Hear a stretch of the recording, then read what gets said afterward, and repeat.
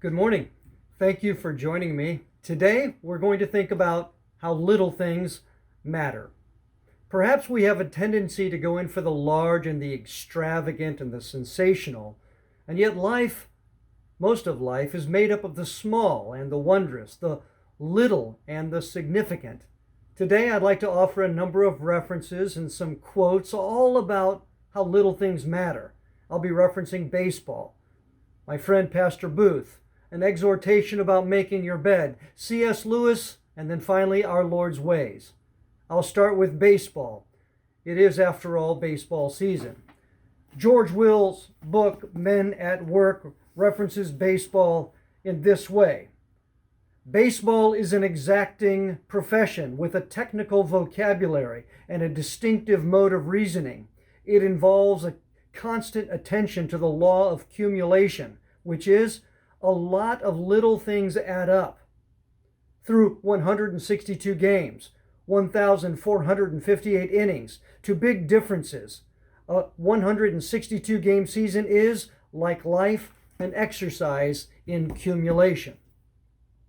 Pastor Booth, it was Summer Sanctus, the Summer Sanctus youth camp in 2010, and he has made this comment and he has done so ever since. He regularly reminds young people to make their beds. He presented this exhortation most pastorally. He said it's easy. It can be done in 30 seconds. Doing so forms good habits, and it's also a fine way to start the day. Here's an interesting side note. In 2017, Admiral William McRaven retired from the United States Navy, having served for a Navy SEAL for 37 years, wrote a book titled Make Your Bed. That book was based upon his 2014 commencement address given at the University of Texas in Austin. It is also subtitled Little Things That Can Change Your Life and Maybe the World. Little things matter. Each day is made up of various decisions, most of them little, and they all shape us and our day. Faithfulness in little things prepares us for greater faithfulness. It sets the stage for faithfulness in larger things. Luke 16:10 says, "He who is faithful in what is least is also faithful in what is much." C.S. Lewis, in his book Mere Christianity, spoke about this with regard to little things, either good or evil. This is how Lewis phrased it. Good and evil both increase at compound interest. That is why the little decisions you and I make every day are of such infinite importance.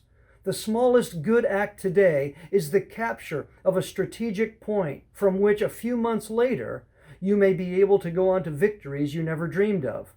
An apparently trivial indulgence in lust or anger today is the loss of a ridge or railway line or a bridgehead from which the enemy may launch an attack otherwise impossible.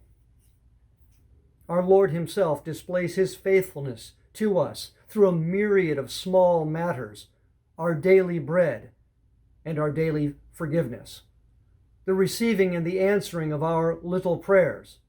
Our Lord chose to change the world by choosing 12 disciples, by selecting not many mighty, not many noble. Our Lord chose to change the world through the establishment of small churches, and our Lord changed the world through the granting of his Son, the King of Kings, as a child, as a king, as a little one given, as the mighty one over all, and the world has never been the same. Our Lord's faithfulness is demonstrated in the little things. Let us do the same. Little things matter as we grow into greater maturity. May the Lord bless you this day, and I look forward to seeing you.